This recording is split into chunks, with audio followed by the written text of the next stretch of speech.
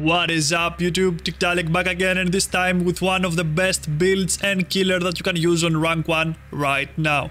First we start with Freddy because he's one of the better characters that you can use. His ability to teleport is actually insane. You can get so much value out of it. You can control the generators that the survivors are working better, and also if you are the sneaky type you can teleport to a back generator and attack survivors from an unexpected angle.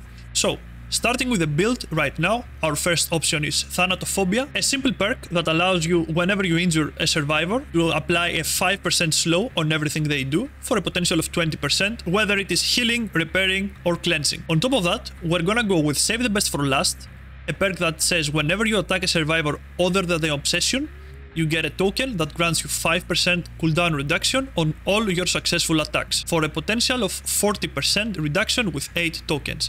Now this perk is simply amazing. The amount of value that you can get out of it is incredible.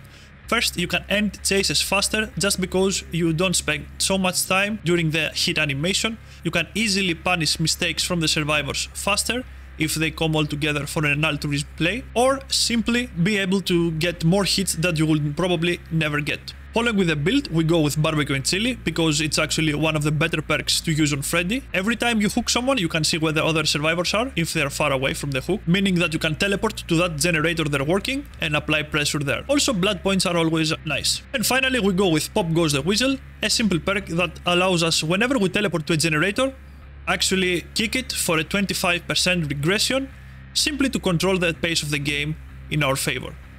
These 4 perks are actually incredible together with Freddy because with teleport you can combo pretty much everything. You can teleport from a generator when you hook someone and kick it immediately for a slow, and you can continue with chases that you can end faster with Save the Best for Last. Alright, so we're in Mount Ormond right now, a very bad map for a killer, but unfortunately they have no chance with our build right now. We immediately start placing traps on the ground. Even though they may seem random, at least they're in a center place, so if something happens I get a notification out of it. I immediately run to the sack, because that's a common spot for survivors to spawn, but I get no audio queue, so I'm pretty much fucked right now, unless I get a queue like this. I immediately follow that. I'm seeing some survivors in the background as well, and I continue my chase. I want to down a survivor pretty much right now, just to make Thanatophobia start working at least for a 4% slow. They break a hook right behind me. I get a sneaky hit right off the rock. And I know there are 3 survivors here. He vaults.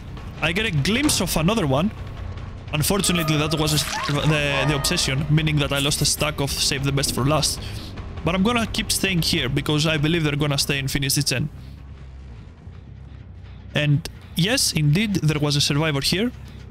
I'm gonna chase him. I'm gonna go from the strong side of the pallet, so I'm gonna deny it for him. And that allows me to get a hit on him right now. He's running towards the middle of the building, so this is good for us, just because we can control the generator that is placed there as well. It is a very critical generator to keep up, because if it goes out, then you're pretty much out of control of where the survivors are gonna be with the generators. He's making a weird circle around the rock. He has Death Heart, he feels confident, but right now, since we checked earlier, there is no pallet over here for him, and we definitely know that we can bring him down. I heard someone running behind me, and I saw in the lobby that there was a flashlight as well, meaning that he's gonna probably try and save him. So we're down here, just because he gets greedy, right now. And we're gonna actually pick her up and bring her to the basement, that we also saw at the beginning, it spawned in the middle. Just because she has the flashlight and she can be a bit more annoying.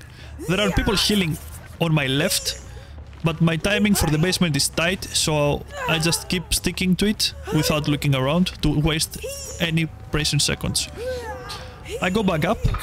Right now I'm in a super strong spot. I have a hook on the basement, 2 people injured, 1 triggered my trap over there, so I'm gonna slowly go over there as well. And I know they have progressed at least 1 gen that I can use my pop. I was looking around to see if somebody's gonna make a sneaky play for the basement, so I just go here. I was hoping to find someone else as well working on this generator to get more value out of pop, but that's alright. They saved the guy on the basement, so I immediately teleport to the generator in the middle. That's another reason on why as a Freddy you want to keep this generator up. Dwight here is gonna be a Superman and block the hit for the Meg. She's also getting cocky with that flashlight. But we stick to Dwight, just because he may has the decisive strike right now. I fake that I'm gonna go to the left. Unfortunately, we didn't get a hit over here, but that's alright. Meg also vaulted over that for some reason. See dead-harded? Now they have no dead-hard, both of them. We downed him immediately with a simple mind game. We break the pallet. She's trying to flash me for some reason, even though she gains nothing out of it. She just, like, make it easier for me to catch up to her. And guess what? Making a small circle. I hear her from the other side. Fake that I'm gonna open something. Fake to pick him up. And here she is. Now I can easily grab Dwight, put him on the hook, and control the entire tempo of the game, pretty much. 2 survivors downed, 1 injured, and the obsession somewhere in the map doing other stuff. Right now there is so much pressure that everybody needs to come here, right? We see our boy here trying to bait us into something. That actually works, because right now I don't have time to make it to that hook. So I drop her down and keep my chase up, just so I have more pressure on them, forcing the obsession to come to this side of the map as well, and not do generators. He's trying to do some weird stuff. I try to grab him, unfortunately I miss. Obsession is here, trying to heal Meg. I down Dwight again, no borrow time. A slap on the obsession as well. I can do so many attacks just because of the stacks I had on save the best for last. She's trying to grab a flashlight save. She's not fast enough, that's why we turned our back as well. Super important when you grab survivors, always turn your back to face objects that block your line of sight.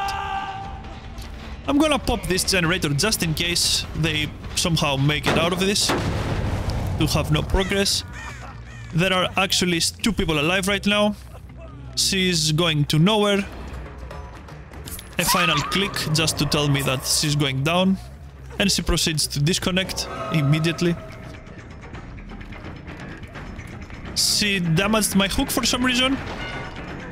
So that's the final hit, winning me the game super easily, with no much pressure.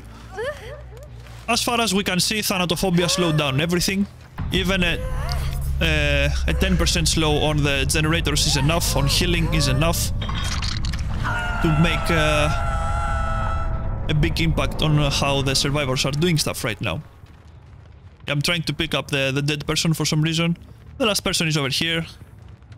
I think that he had the new perk that you can drop pallets if you have progressed your recovery.